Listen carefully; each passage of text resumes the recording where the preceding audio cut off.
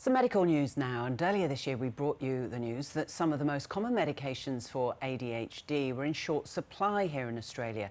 That was months ago, and in the latest update from the Therapeutic Goods Administration, it looks like that shortage could persist well into next year. Yeah, so what's behind that continuing shortage, and what can people do until this situation is resolved if you have ADHD? Christopher Ouizemann is the director of the ADHD Foundation, who joins us now. Christopher, good morning. Thank you for your time. Good morning, Thomas and Lorna. Thank you for raising the issues. Some of the drugs on this list, Ritalin, Rubifen, for example, they'll be in short supply until the end of this year. But I mean, others, Concerta, for example, it'll now be affected until December 2026, so December next year. What's causing the shortage?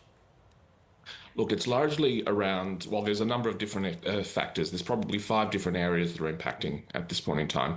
The first is raw material access. With some of these, with some of the active ingredients in these drugs, in these medications, there's only one supplier or 2 suppliers. So that's very restrictive from a supply chain perspective. And unfortunately, if they're running low on that supply, then unfortunately that affects the entire supply chain. The other issue is that the United States Drug Enforcement Administration Agency, or the DEA, have put in a number of limits around controlled substance. So the manufacturers can only supply or produce a certain amount. It's designed so as not to flood the market and ensure that there's no potential abuse of the system. So I think there's a responsible element to it, but unfortunately it's leading to global shortages. The third area is increased demand. So more and more people are being diagnosed with ADHD and they're being medicated, and as a consequence, that's causing a major issue. The other issue is the supply chain is so incredibly complex that if one element of that supply chain falls down, be it delivery delays or otherwise, once again, a domino effect occurs. Yeah. And then the last point, and I think it's, you know, I heard the term being used just frequently, and it's the Hunger Games effect, where individuals and indeed pharmacies as well are stockpiling the drugs themselves because they're foreseeing that there's going to be delays. And unfortunately, that's taking an element out of the market that could otherwise be produced. Yeah, so a lot of factors to take into account there. So if some drugs are being affected more than others, as we've been discussing, is one option for those users to switch to an alternative medication that is not in short supply, or is it not that simple?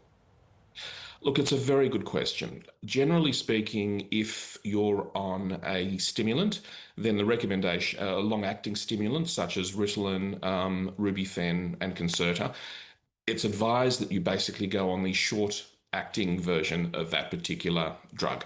So if you're taking Ritalin, long-acting, you then take Ritalin short-acting.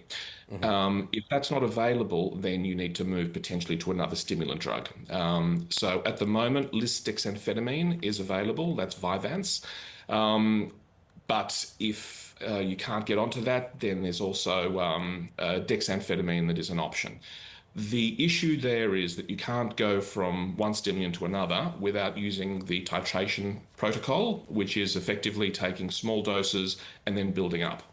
For those people who can't tolerate lisdexamfetamine or dexamphetamine, and the methylphenidate users can sometimes not tolerate those two, then there are non-stimulant drugs that are available. They're called automoxetine, as an example, which goes under the name of Intuiv.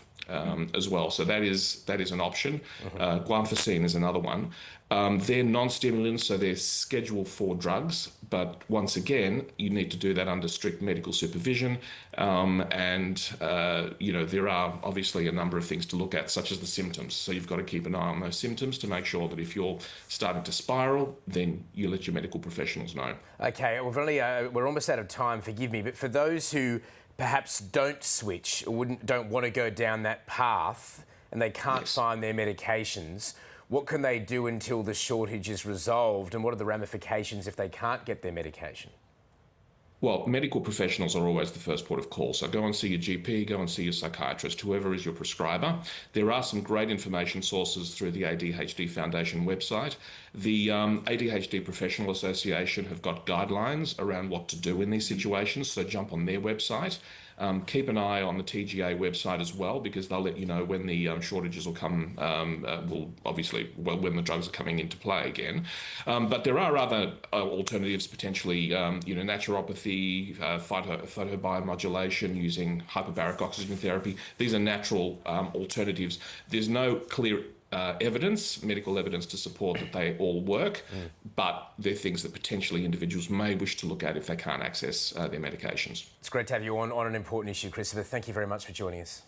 It's a pleasure. Thank you for your time. Christopher Ouizemann there, the director of the ADHD Foundation.